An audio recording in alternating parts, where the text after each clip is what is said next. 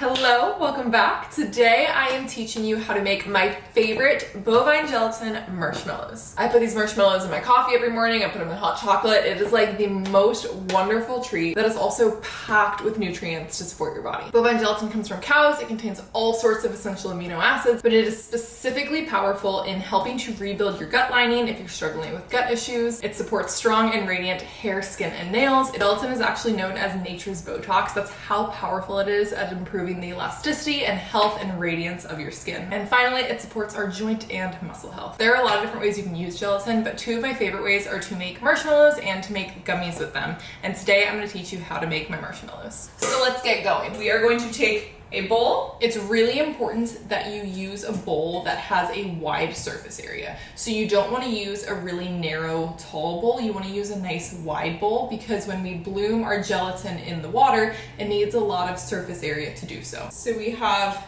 half a cup of filtered water. Then we're gonna take our bovine gelatin. My favorite brand is Perfect Supplements, and you can use code Kyla to save money on it. This little scooper in here is 1 tablespoon.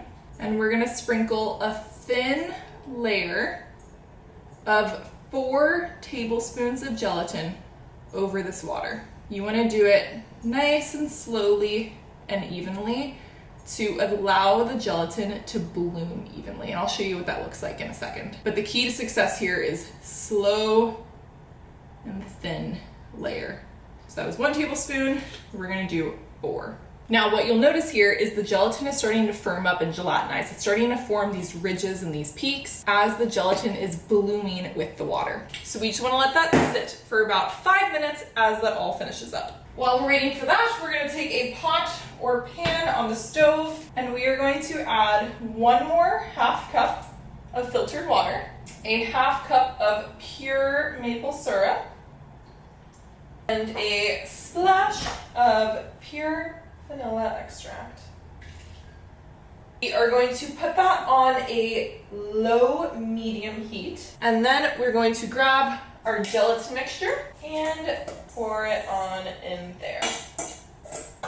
Now, this is where I do things a little differently than recipes that you'll see online. When I first started making marshmallows, I would find all these recipes online that would tell you that you had to heat the mixture to like this super specific temperature and you gotta have a food thermometer, and like it was so complicated that it became very overwhelming to me, and I was like terrified of making them, and it just was just too complicated. And so I experimented with not doing that and just heating it up until the gelatin had dissolved and then following the rest of the steps. And what do you know, it worked perfectly. So this is the easy way to make it that still works just as well. I'm heating it and I'm just going to stir continuously, again on a very low heat, until everything is liquid. So until that bloomed gelatin has fully turned to liquid, and then we'll take it off the heat. This usually takes like maybe 3 to 4 minutes.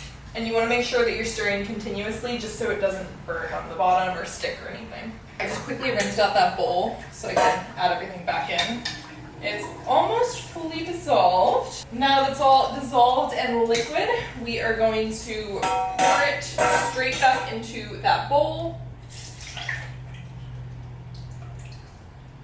And now here comes the fun and messy part. So I'm gonna grab my apron. Typically people do this with a KitchenAid, which the bowl of a KitchenAid is tall enough that this doesn't become messy.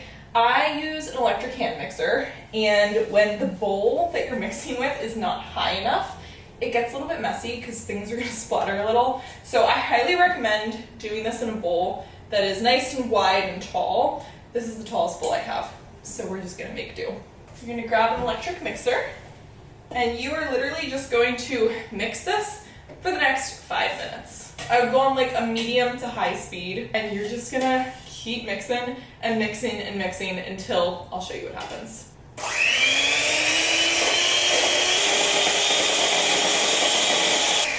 So first thing you're gonna notice as you start mixing is it's going to start foaming, like so. So that's the first step. Once it starts foaming, keep mixing. It's already starting to splatter a little bit. Now, after it gets foamy, it's gonna start becoming this very fluffy texture. almost like marshmallow fluff. And that's how you know you're starting to get close. So let's keep going. Now this is the make it or break it moment, because if you undermix your marshmallow mixture, it's going to separate when you let it set. But if you overmix it, it's not going to be able to take form in the container you put it in. So right now you can see it's this very foamy marshmallow fluff texture, but it's still dripping off my finger pretty easily. So we want to get it just past that. So when I scoop my finger in it, it doesn't just stay on my finger, but it also doesn't drip off super quickly. I'm probably gonna mix it for another 30 seconds to a minute.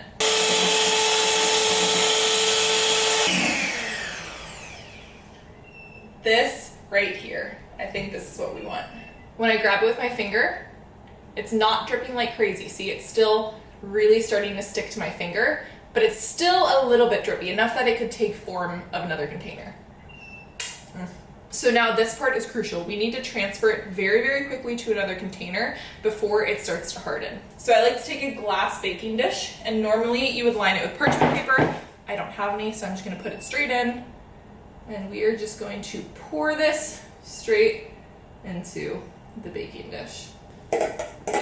All of that scraped off. So freaking good.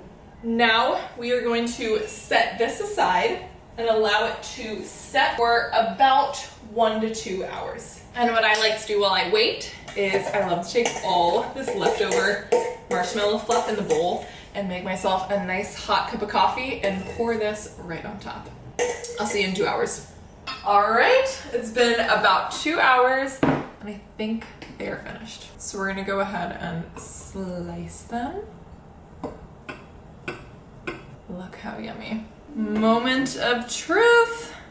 Look at that.